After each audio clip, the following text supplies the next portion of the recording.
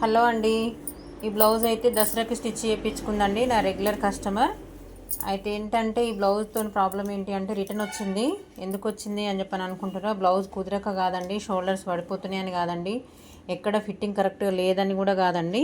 అయితే ఏంటంటే బ్లౌజ్ దగ్గర వచ్చిన ప్రాబ్లం ఏంటి అని అంటే హ్యాండ్స్ మాత్రం దసరా సీజన్లో కాబట్టి కొంచెం హడావుల్లో 1 ఇంచు పెద్దగా అయిపోయింది. దీనికి రాశి బుట్ట హ్యాండ్స్ పెట్టినాం కాబట్టి అయితే ఆమె ముందే కొంచెము పొడుగున్న బ్లౌజ్ ఇచ్చింది. నేను ఇంకా 1 ఇంచ్ అయితే కొంచెం ఎక్కువైపోయిందండి ఆ హడావుల్లా.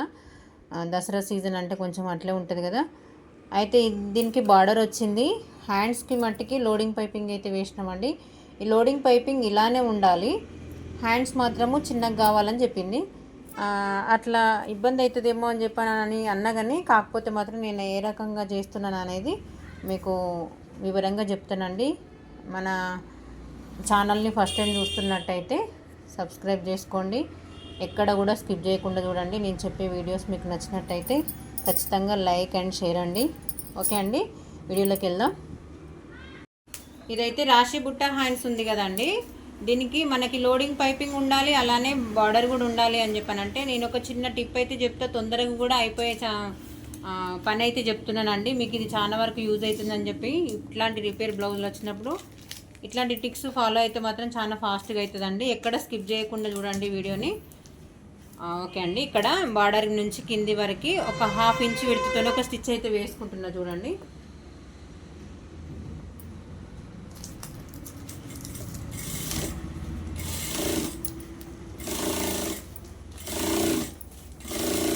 టూ హ్యాండ్స్కి ఈక్వల్గా అట్లనే స్టిచ్ వేసుకోవాలి. 1/2 ఇంచ్ విడుతుతోటి మనకి 1.5 ఇంచ్ వరకైనా తగ్గిమని చెప్పింది.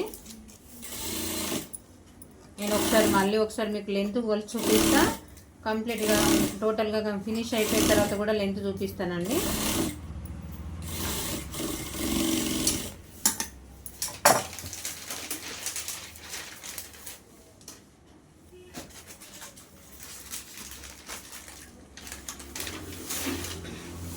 చూడండి, లెంత్ అనేది ఇక్కడ మనకు రాశి బుట్ట హ్యాండ్స్ కాబట్టి ఇక్కడ నుంచి లెంత్ అయితే తీసుకుంటున్నాను. 11 ఇంచెస్ ఉంది. 11 ఇంచెస్ని మనం ఇప్పుడు 9.5 వరకు అయితే తగ్గించాలి. ఒక 1 ఇంచు పావు ఇంచున్నర వరకు అయితే తగ్గించాలి. 9.5 అయితే రావాలండి. సేమ్ యాస్టీజ్గా 2 హ్యాండ్స్కి అలానే స్టిచ్ అయితే వేసుకోవాలండి. దీనికి వేయలేదు, దీనికి కూడా వేసిన చూడండి. ఇప్పుడు దీన్ని కట్ చేయండి. స్టిచ్ వేసింది దాని దగ్గర, ఇంకొకటి 1 ఇంచ్ విడ్త్తోని మళ్ళీ ఇంకొక స్టిచ్ వేయండి. అంటే ఆ చివర ఈ చివర ఎక్కడ కూడా బుంగలు రాకుండా ఉండడం కోసం మధ్యలో 1 ఇంచ్ గ్యాప్ వదిలిపెట్టి నేను చూపిస్తానండి. 1 ఇంచ్ గ్యాప్ వదిలిపెట్టి మళ్ళీ ఒక స్టిచ్ వేసుకోండి. నేను ఒకటే హ్యాండ్ చేసి చూపిస్తానండి, లెంత్ అవుతుంది కదా వీడియో. చూడండి, ఇట్లా 1 ఇంచ్ విడ్త్తోటి మనము సేమ్ యాస్టీజ్గా ఇప్పుడు ఈ క్లాత్ని అయితే ఈ కుట్టు దగ్గర నుంచి కట్ చేసినాం అనుకోండి, ఫాస్ట్గా అయితే. చూడండి, నేను చేసి చూపిస్తా. కటింగ్ చేస్తున్నా చూడండి. ఓన్లీ కుట్టు పక్కకే పడాలండి. కుట్టు కట్ అయిందంటే మళ్ళీ మనకి లైనింగ్ పార్టు మెయిన్ పార్టు ఈక్వల్గా వచ్చే ఛాన్సెస్ తక్కువ ఉంటాయి. ఎందుకంటే లైనింగ్ అనేది సాగుతుంటుంది కాబట్టి ఇబ్బంది అవుతుంది స్టిచ్చింగ్ వేసి. ఎందుకంటే స్టిచ్ చేసిన బ్లౌజ్ కాబట్టి మనం నార్మల్గా అయితేనేమో దాన్ని ఫస్ట్ ఎట్లా సాఫ్ చేసుకున్నామో ఎంతవరకు వేసుకున్నాము అనేది ఈజీగా అయిపోతుంది కదా. ఇప్పుడు ఇట్లా అయితే కొంచెం స్టిచ్ చేసిన బ్లౌజు ఇబ్బంది కాబట్టి ఇలా కటింగ్ చేసేసుకోండి. ఇటు సైడ్ కూడా సేమ్ ఈక్వల్గా మధ్యలో అయితే 1 ఇంచ్ గ్యాప్ అయితే ఉంచినాం కదా, ఇటు సైడ్ కూడా ఈ కుట్టు చివరి దగ్గర చూడండి, కనిపిస్తుందో లేదో, ఈ కుట్టు దగ్గర నుంచి కుట్టు కట్ కావద్దు, కుట్టు కట్ కాకుండా కుట్టు దగ్గర నుంచి ఒక స్టిచ్ అయితే వేసుకురండి. కుట్టు కట్ అయిందంటే మళ్ళీ బొంగలు వస్తాయి, లైనింగ్ ఉన్న మెయిన్ ఫ్యాబ్రిక్ తేడా అయిపోతుందండి.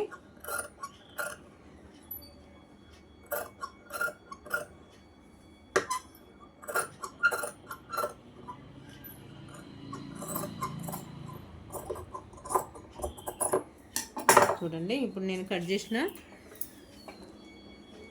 హ్యాండ్స్ పార్ట్ ఉంది కదా, చూడండి, ఇది ఇది మెయిన్ పార్ట్, ఇది కూడా మెయిన్ అండి ఒరిజినల్.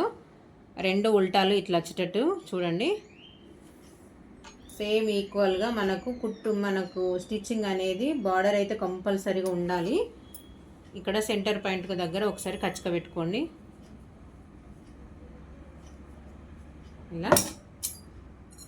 ఇలా సైడ్ నుంచి స్టార్ట్ చేసుకురావద్దండి, ఎందుకంటే మనకి కింద ఉన్న క్లాత్ పైనకి వచ్చేసరికి కొంచెం పెరుగుతుంటుంది కదా, ఇది మనకి ఇక్కడ తక్కువ ఉంటుంది, రాను ఇక్కడనైతే ఎక్కువ ఉంటుంది కదా, అందు గురించి అని చెప్పేసి ఇది ఎక్కువ ఉంటుంది కాబట్టి సెంటర్ పాయింట్ చూసుకోవాలి. సెంటర్ దగ్గర నుంచి మనం జాయిన్ చేసుకొచ్చినట్టయితే ఈక్వల్గా అటు కొంచెం వదిలిపెట్టడా, లేకపోతే వస్తే ఈక్వల్గా వస్తుండొచ్చు, చెప్పలేము. ఒక్కొక్కరిది ఒక్కొక్క మెజర్మెంట్ ఉంటుంది కదా, బాడీ మెజర్మెంటు.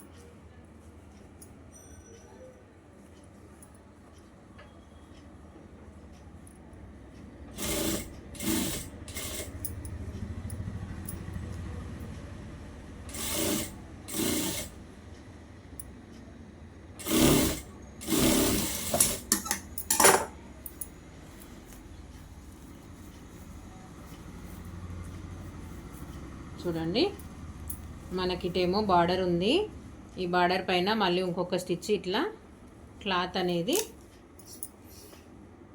కొంచెం అటు ఇటుగా ఎటు పోకుండా ఇంకొక స్టిచ్ వేసేసినాం అనుకోండి, లోపలికి పోగులు అనేటి ఎటు జరగకుండా ఉంటుంది. ఒకటి పోగులు బయటకు రావు, ఒకటి కరెక్ట్గా క్లాత్ అనేది స్టిఫ్గా ఉంటుందండి. మనకి ఇక్కడ జాయింట్ వేసినాము అనే ఇబ్బంది లేకుండా కనబడుతుందండి.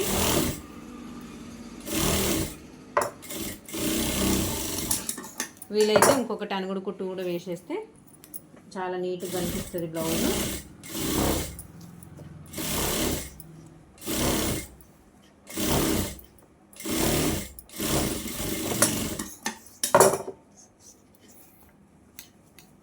సైడ్ స్టిచ్ చేసేస్తా, ఒక స్టిచ్ వేసి చూపిస్తాను మీకు.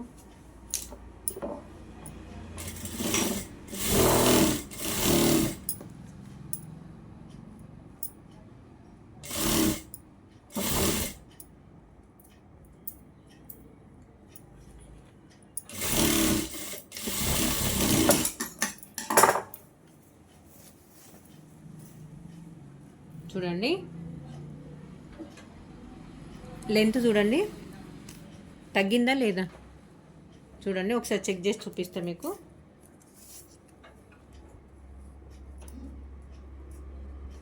నైన్ అండ్ హాఫ్ వచ్చిందండి. ఇక్కడ పఫ్ కాకుండా నేను ఇంకోటి చూపిస్తున్నా చూడండి, కరెక్ట్గా 9.5 వరకు అవుతుంది. కొంచెం 9 వరకు పెట్టినా సరిపోతుంది అనేది, బాగా పెద్దగా అవుతున్నాయి అని చెప్పేసి. ఇట్లాంటి చిన్న చిన్న టిప్స్ తోటి మీరు ఫాలో అయినారు అనుకోండి, బ్లౌజ్ తొందరగా అయిపోతాయి. ఒకటి బ్లౌజ్లనే కాదు, ఏదైనా చిన్న చిన్న టిప్స్తో మీరు ఫాలో అయినారు అనుకోండి పర్ఫెక్ట్గా ఉంటుంది. మళ్ళీ మధ్యలో మనకి ఎక్కడ కూడా కటింగ్ చేసి జాయింట్ వేసినాము అనడానికి ఛాన్స్ లేకుండానైతే రెడీ అయిపోయిందండి. వీడియో ఎవరికైనా యూజ్ అయితే ఖచ్చితంగా షేర్ చేయండి, లైక్ చేయండి. మరిన్ని వీడియోస్ కోసం మన ఛానల్ మాత్రం సబ్స్క్రైబ్ చేసుకోండి. ఓకే అండి, థ్యాంక్ యూ మరి.